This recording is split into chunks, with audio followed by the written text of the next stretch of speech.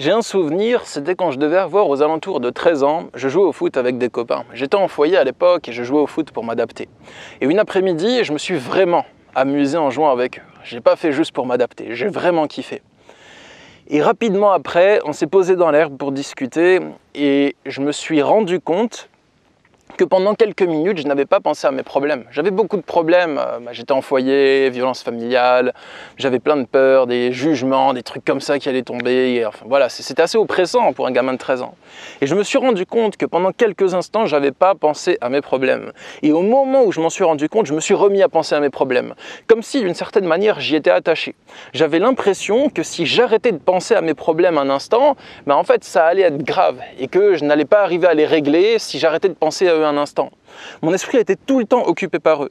Et j'avais l'impression qu'en étant pleinement dans le moment présent, pleinement heureux, c'est comme si je me trahissais moi-même parce que je ne pensais pas suffisamment à mes problèmes et que j'allais pas arriver à les régler si j'y pensais pas tout le temps. Et aujourd'hui, c'est à peu près l'inverse. Je suis en permanence soit dans le moment présent, soit en train de réfléchir à des projets futurs positifs. Et les moments où je suis en train de cogiter à des problèmes avec des pensées obsessionnelles, ce genre de choses, c'est là que je vais le remarquer. Vous voyez le contraste? À l'époque, j'étais tout le temps dans les problèmes et je remarquais les rares moments où je n'étais pas dedans et je m'empressais de repenser à mes problèmes. Aujourd'hui, je suis la plupart du temps dans le moment présent ou dans des pensées de projets positifs. Je me rends compte des moments où je reste attaché à un souvenir ou attaché à une joie passée de peur que je ne la perde à tout jamais. Aujourd'hui, les amis, je vous explique comment cultiver un état d'esprit détaché et comment libérer votre esprit du passé en 5 points clés. Je suis Stan Carré, bienvenue sur ma chaîne de développement personnel avancé. La meilleure manière d'écouter cette vidéo, c'est soit de vous poser devant et de prendre des notes, ou bien de laisser la vidéo tourner pendant que votre esprit est occupé à autre chose. C'est parti les amis pour comment cultiver le détachement. On y va. Alors vous l'avez remarqué les amis, actuellement je suis dans le désert marocain.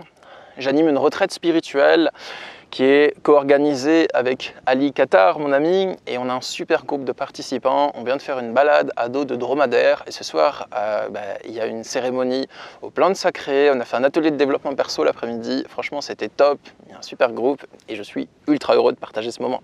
Il y a une autre retraite en 2022, si ça vous tente, du 22 au 28 octobre. Il y a le lien dans la description si vous souhaitez vous joindre à l'aventure. Donc, pour le détachement, les amis, la première clé, c'est de comprendre le détachement. Le détachement, pour moi, c'est un esprit libre de ce qui a été ou de ce qui aurait dû être, dans un premier temps. C'est important parce qu'on va souvent retrouver une mauvaise interprétation de ce qu'est le détachement dans la spiritualité ou le développement perso. Comme si c'était s'en foutre de tout, se détacher du passé, ne plus penser à ses souvenirs, ne plus avoir de nostalgie, ce genre de choses. Et pour moi, en fait, c'est pas ça. Pour moi, le détachement, c'est avoir un esprit qui est libre de ce qui aurait dû être, selon vous, c'est subjectif, ou de ce qui a été et qui n'est plus. Un esprit qui en est libre, ça veut dire que votre esprit n'est pas entravé, que vous pouvez penser à d'autres choses, que vous n'êtes pas accroché au passé et que ça vous nuit. Et ça, c'est vraiment subjectif, c'est à vous de voir ça. Parce que des fois, vous avez envie de conserver des souvenirs passés, par exemple les souvenirs d'un proche qui est décédé, et vous ne sentez pas que c'est négatif pour vous, vous sentez que ça vous porte, parce que vous vous dites souvent qu'aurait fait telle personne, et puis c'est positif, ça vous tire vers le haut et tout, et c'est cool, vous voyez les amis. Pour moi, le détachement, c'est juste que vous sentez que ce n'est pas quelque chose qui vous empêche d'être vous-même, que vous êtes tout le temps dans le passé, mais que ça provoque de la souffrance, que vous vous accrochez à vos regrets, à vos remords, à ce qui aurait dû être, à ce qui a été, qui n'est plus, et que ça vous empêche de profiter du présent. Et pareil, être détaché, c'est pas ne pas avoir d'objectif dans la vie et vivre dans l'éternel présent uniquement. Être détaché, pour moi, c'est peut-être avoir des objectifs, mais être OK si ça foire. Voilà, OK, il y a une petite déception, quelque chose comme ça, mais après retrouver la paix intérieure si ça foire, se fixer de nouveaux objectifs. C'est aussi avoir des objectifs, mais être heureux en chemin. Ne pas miser notre bonheur uniquement quand j'aurai ça, je serai heureux. OK, j'ai envie d'avoir ça dans ma vie, je vais tout faire pour le réaliser, mais en attendant, je profite du chemin aussi. Et être détaché aussi, c'est souvent, et c'est très simple, chercher les choses là où elles sont localisées. Ça, c'est un des trucs que je répète le plus, je vous le dis souvent. Là où elles sont localisées, c'est-à-dire que souvent, on va s'évertuer à chercher des choses là où elles ne le sont pas. On va chercher l'amour chez des personnes qui n'en donnent pas, on va chercher la réussite d'une manière qui ne fonctionne pas, enfin voilà. Si on libère la chose et qu'on se dit « Ah, mais en fait, je souffre parce que je cherche l'amour là où il n'y en a pas, par exemple. » Donc on va être beaucoup plus détaché parce qu'on va se dire « En fait, l'amour, il y en a plein, mais je le cherche là où il n'y en a pas, donc ça va, soulagement. » Vous voyez? Le deuxième conseil que je vous donnerai pour cultiver un état d'esprit en lien avec le détachement, c'est de nourrir votre cœur, votre âme, ce qui vous fait vibrer. Et pour moi, c'est tout à fait logique parce que Si vous avez vécu des très belles choses dans le passé, mais qu'aujourd'hui vous ne faites plus rien qui vous ferait vibrer, alors logiquement, vous allez vous rattacher au passé qui était mieux. Si votre présent ne ressemble pas à un âge d'or, vous allez vous rattacher à un passé qui ressemble à un âge d'or. Donc ok, vous avez peut-être vécu une période que vous pouvez voir comme un âge d'or dans le passé. Tout était bien, tout était génial, maintenant des choses ont changé. Mais par contre, vous pouvez faire du présent un nouvel âge d'or. Et pour moi, c'est une des clés pour cultiver le détachement. C'est de faire de votre vie un âge d'or permanent. Que dans le présent, votre époque actuelle, eh bien vous la transformiez en une époque à laquelle vous pourriez vous rattacher dans le futur. Vous voyez ce que je veux dire ? De faire de votre vie un moment tellement bien actuellement que ça serait quelque chose digne duquel vous pourrez être attaché dans le futur. Et ça, c'est une des clés. Parce que souvent, quand on est attaché au passé pendant trop longtemps, on ne profite plus du présent. Et comme on n'en profite plus, on est tout le temps dans le passé. On est tout le temps dans le passé, donc le présent a l'air nul. Donc comme il a l'air nul, ça ne donne pas envie d'en profiter, et ainsi de suite. Donc le fait de déjà se dire « ouais, c'est dans mon présent que je vais créer un âge d'or pour moi », ça va permettre déjà de mieux interagir avec les personnes qui vous entourent, de mieux parler avec les gens, d'avoir des meilleures connexions, des meilleurs moments qui vous font plus vibrer. Mais aussi, ça va vous permettre de vous dire « ok, j'aime pas mon présent actuellement, je vais le changer, le transformer, en faire un truc dingue et agir et poser des actions ». Et ça, pour moi, c'est une clé de cultiver le détachement. Le détachement, c'est pas ne rien faire de sa vie, c'est juste que vous allez agir à ce moment pour créer quelque chose qui vous tient à cœur. Et donc, il n'y aura pas de raison d'être complètement bloqué dans le passé, puisque votre présent, il est encore plus stylé ou aussi stylé que le passé. Mon conseil suivant, c'est d'être en mouvement permanent. Désolé si vous entendez du bruit, c'est les dromadaires qui râlent. Être en mouvement permanent, je le vois dans mon voyage actuel au Sahara, dans la retraite, je suis en mouvement permanent. Ah, il se passe tout le temps des choses. Le premier jour, on arrive au Riyad. Le deuxième, j'explore la ville, le souk de Marrakech, on va au resto. Le jour suivant, on prend la route toute la journée en mouvement permanent. On est dans le désert comme les nomades. Il y a le campement, on le plante, on le déplace. Il y a des ateliers, j'anime les ateliers pour les personnes et tout. Et donc, même dans les moments où on se détend, où on fait rien et où on est en mode farniente, j'ai pas l'impression que la vie est stagnante à ce moment-là. Être en mouvement permanent, c'est bien parce qu'il se passe toujours quelque chose. Si vous avez le luxe ou que vous pouvez vous le créer de voyager par exemple, bien donc vous allez toujours devoir interagir, trouver des solutions, avancer, bouger. Et on a trop tendance à s'enfermer dans notre routine quotidienne. Et souvent notre routine, elle ne nourrit pas notre âme, on va dire. Qu'on croit à l'âme ou pas, c'est pas important, mais elle ne va pas nourrir notre être profond. Et donc être en mouvement permanent, c'est quelque chose qui va pousser l'esprit à devoir réfléchir en fait, devoir trouver des solutions, devoir faire des choses. Et donc à se couper du passé. On ne va pas oublier le passé, mais simplement ne pas l'avoir toujours à l'esprit parce qu'on va devoir réfléchir au présent. Et donc, suivez le raisonnement, les amis. En étant en mouvement permanent, on entraîne notre esprit à se couper du passé pour être obligé de se remettre dans le présent. Et donc, on facilite l'état d'esprit qui est dans le présent. Et même si c'est pas pour la même raison. Donc en se forçant à devoir trouver toujours des solutions pour avancer, on va court-circuiter le blocage qui est toujours dans le passé parce qu'on est obligé de trouver des solutions pour avancer en voyageant par exemple. Et donc ça va faciliter à notre cerveau, on va dire les schémas neuronaux, la sollicitation de certaines zones de notre cerveau qui sont liées au moment présent, à la réflexion, tout ça, plutôt que les zones qui sont liées à la rumination. Et donc ça va être de plus en plus facile de ne pas ruminer et d'être dans le présent. Mon conseil suivant les amis, c'est de vous abonner à cette chaîne. Et oui, parce qu'on partage plein de clés pour libérer notre esprit des troubles et des maux qui peuvent l'occuper. Mais pour mon vrai conseil suivant, les amis, vous l'aurez compris, c'est de ne pas flinguer nos besoins, de ne pas flinguer notre esprit en se disant « oui, je dois me détacher de tout, je dois tolérer une vie qui est toxique, dans une situation qui est toxique avec des personnes toxiques pour moi ». Non. Pour moi, c'est vraiment de nourrir vos besoins, de faire quelque chose qui ait du sens pour vous, parce que ça peut aussi être une démarche toxique qui peut être utilisée par des manipulateurs. Attention, c'est des cas plutôt rares, mais ça arrive.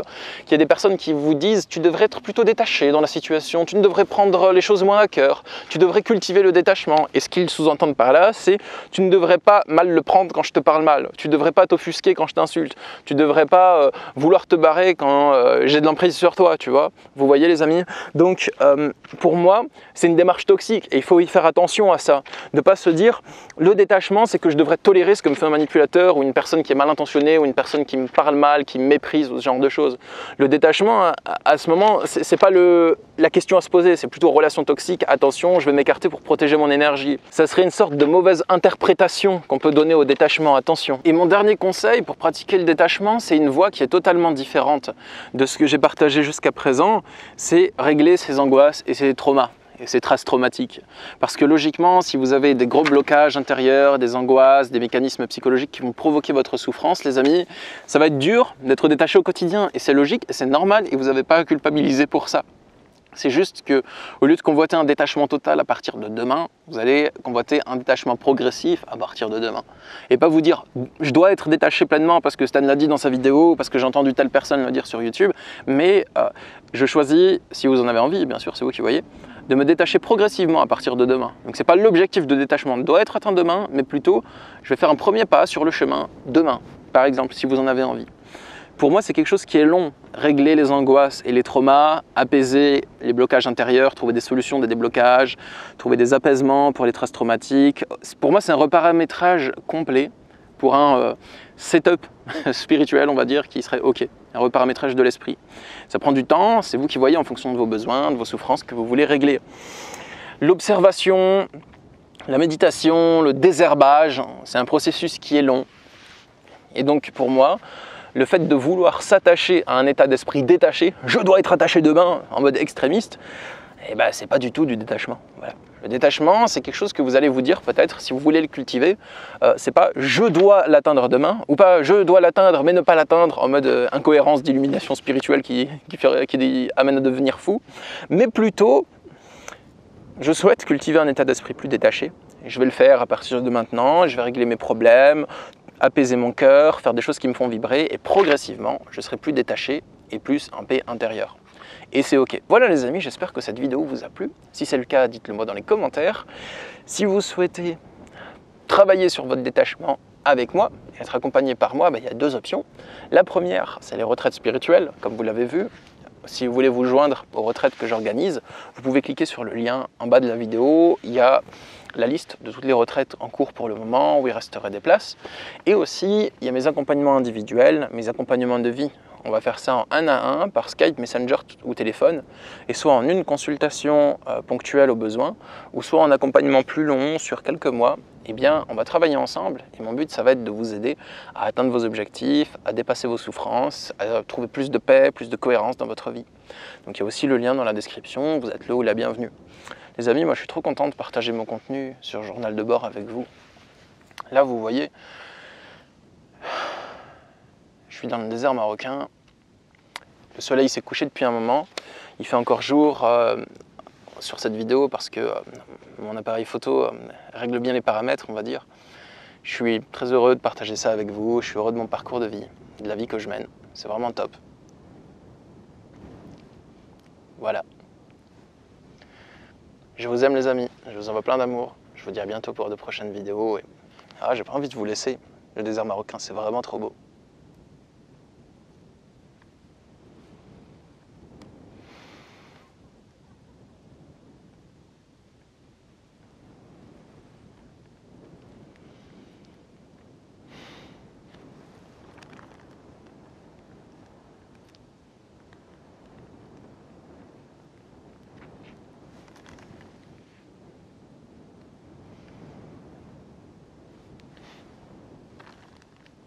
À chaque souffrance intérieure que j'ai vécue, j'ai pu trouver une solution définitive.